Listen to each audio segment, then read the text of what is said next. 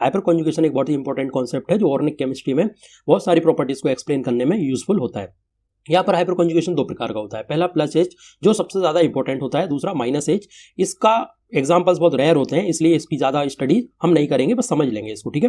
देखो plus H क्या होता है, एक हमको ऐसा सिस्टम चाहिए जिसमें sp3 कार्बन, ये sp3 कार्बन है, ओके, उसके पास क्या होना चाहिए, एक sp2 कार्बन होना चाहिए, ये इसकी मस्ट कंडीशन है, sp3 कार्बन और sp2 कार्बन होना चाहिए, और sp2 कार्बन के रिस्पेक्ट में जो अल्फा कार्बन है उस पर एटलीस्ट एक हाइड्रोजन होना चाहिए, ठीक है। ये मैंने आपको शॉर्ट में बता दिया, बट इस चैनल पर जब मैं जीओसी का लॉन्ग वीडियो अपलोड करूंगा उसमें बहुत डिटेल में मैं आपको ये बात बताऊंगा और बहुत सारे एग्जाम्पल हम हाइपर कॉन्जुगेशन के करेंगे भी। तो देखो ये जो फर्स्ट वाला बॉन्ड है ये इस तरीके से यहाँ ब्रेक होकर आता है और इलेक्ट्रॉन डेंसिटी यहाँ पर शिफ्ट होती है और प्लस चार्ज के साथ हाइड्रोजन आउट हो जाता है, और ये देखो आप डबल बॉन्ड यहाँ बन गया और ये माइनस चार्ज यहाँ आ गया। अगेन सेम थिंग इस वाले हाइड्रोजन के साथ और इसके साथ भी होती है, और फर्दर आप देख सकते हैं इस तरीके के स्ट्रक्चर्स यहाँ पे जनरेट होते जाते हैं, ठीक है। ये तीनों हाइपर कॉन्जुगेटिव स्ट्रक्चर्स हैं। तो ये देखो इसको नो बॉन्ड रेजोनेंस भी बोलते हैं, क्योंकि यहाँ पर देखो H+ और इस मॉलिक्यूल के बीच में कोई बॉन्ड नहीं है, बट फिर भी ये H+ इस माइनस चार्ज के साथ थोड़ा सा इंटरेक्शन में रहता है, इसलिए इसको नो बॉन्ड रेजोनेंस भी कहा जाता है, ठीक है। और माइनस आई इफेक्ट में क्या होता है, एक इलेक्ट्रोनेगेटिव ग्रुप होता है, यहाँ पे क्लोरीन है तो अब अपोजिट होगा, ये इलेक्ट्रॉन डेंसिटी को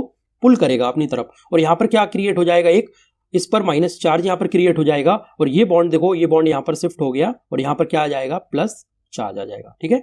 फर्दर सेम थिंग माइनस और यहाँ पर प्लस, फिर यहाँ पर इस वाले पे माइनस और यहाँ पर प्लस। ये माइनस हाइपर कॉन्जुगेशन होता है, या इसको रिवर्स हाइपर कॉन्जुगेशन भी बोलते हैं, ठीक है। क्या बोलते हैं, रिवर्स हाइपर कॉन्जुगेशन, ठीक है, हाइपर कॉन्जुगेशन। अब देखो फर्दर सबसे इंपॉर्टेंट जो हमको सीखना है इस हाइपर कॉन्जुगेशन में वो है कंसेप्ट ऑफ अल्फा एच। तो अल्फा एच क्या होता है, मैंने आपको बताया sp2 कार्बन के बगल में ये sp2 कार्बन है, ये वाला, ठीक है, ये sp2 कार्बन है, यहाँ पे मैं लिख देता हूँ sp2, इसके बगल में ये अल्फा है, ये भी अल्फा है, अब यहाँ पर भी अल्फा है, यहाँ पर कोई अल्फा एच नहीं है, देखो ये sp2 है और ये भी sp2 है, कोई अल्फा एच है क्या, नहीं है, ये अल्फा हो गया, ये अल्फा हो गया, ये अल्फा हो गया, इस तरीके से अल्फा हाइड्रोजन आपको पहचानना है। तो चलो सबसे पहले मुझे एक बात बताओ, फर्स्ट वाले कंपाउंड में कितने अल्फा एच है, फर्स्ट वाले में बताओ जरा कितने अल्फा एच हो जाएंगे, इसमें 3 और 3 6 अल्फा एच है, इसमें 3 अल्फा एच है, इसमें 0 है, इसमें 3 3 6 और 9 अल्फा एच हो जाएंगे, ठीक है, 9।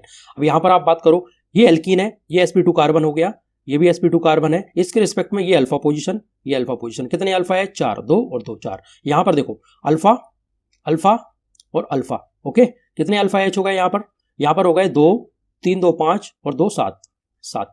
यहाँ पर 3 और 3 6 6 2 8 और 2 10, 10 अल्फा एच है। यहाँ पर देखो 3 3 2 5 और 2 7, कितने हैं, 7 अल्फा एच है। तो अल्फा एच हमने क्यों काउंट किया है, because alpha H is directly proportional to the stability of alkene. ये सबसे इंपॉर्टेंट हमको सीखना है हाइपर कॉन्जुगेशन में, जिसकी बात मैं अगले पार्ट में करूंगा।